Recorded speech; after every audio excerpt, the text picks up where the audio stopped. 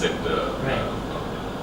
I want to ask you about, just to outline the problem. This government has claimed that we are going to get to about 70%, if I recall correct, by 2030 renewable energy, electricity, 70% from renewable energy, which I don't think that we can do. But I am more interested in what are your ideas on implementing a real comprehensive renewable policy in Sri Lanka. When at the moment when you talk about renewable energy, you think about solar and wind and connecting to the grid. But for me, renewable energy is much more comprehensive. We spend about $6 billion a year on fuel imports. Nobody is really talking about how we can incorporate renewable energy in the transport sector, in the mobility sector. What are your ideas? If you look at Colombo, actually Colombo PM 2.5 levels are about 30. It's 3 times higher than WHO mandated safe levels. What are your plans on implementing a comprehensive renewable energy policy for Sri Lanka? Not just the electricity grid, but overall transportation, fuel, and the electricity grid. What are your policies and what are your ideas in terms of that? Thank you. So when we are talking of energy generation, it's vital that we have energy security uppermost in our mind when we are formulating policy.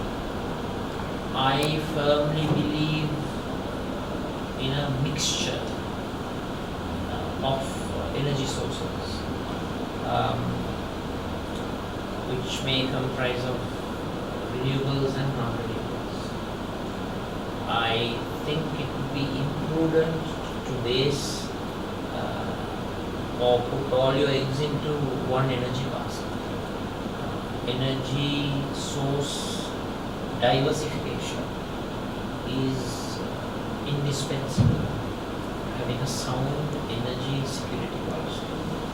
However, I have an inbuilt bias in favor of renewables, of hydro, of solar, and I would rather lay less stress on the non-renewables.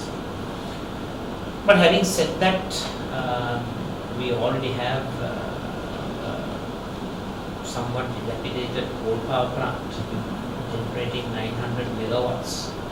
I think it was in 3 steps that we got 900 megawatts into our system. Here, I think the past 5.5 years, 4.5 years that we were in government, we were an absolute failure in terms of adding more to the grid. Now there, if I may be very frank, there is a pro-non-renewable energy mafia in the industry and in the bureaucracy and in the political arena. The combination of bureaucrats, politicians, private sector energy suppliers, this triumvirate, this triangle has created the energy crisis in our country.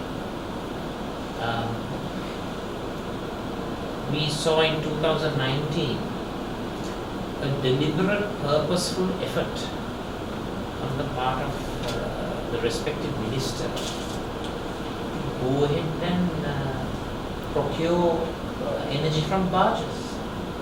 I mean, that was ridiculous. And I know most in Sri Lanka take the mickey out of Maithripala Sirisena, the ex-president. I mean, I have to, stand by him. Myself, Honorable Mangala Samaravira, together with the ex-president. I mean, we vehemently opposed it. Similar to the elephant thing that you mentioned, that cabinet paper, of course, those footnotes don't come. We can oppose, but there's a principle of collective responsibility. And at the end of the day, when you come out, basically the majority prevails, right? We object. So to answer your question, I believe in a mix, and I just have it in hand, the long-term generation expansion plan, but it's very difficult to get what's written in here into practice, because renewable energy, less bucks. Non-renewables, you make a lot of money. And the bureaucracy, the politicians, and the private sector, they collude. There's collusion among the three major components. They collude to rob the treasury. And this has to be reversed. And this has to be reversed from day one.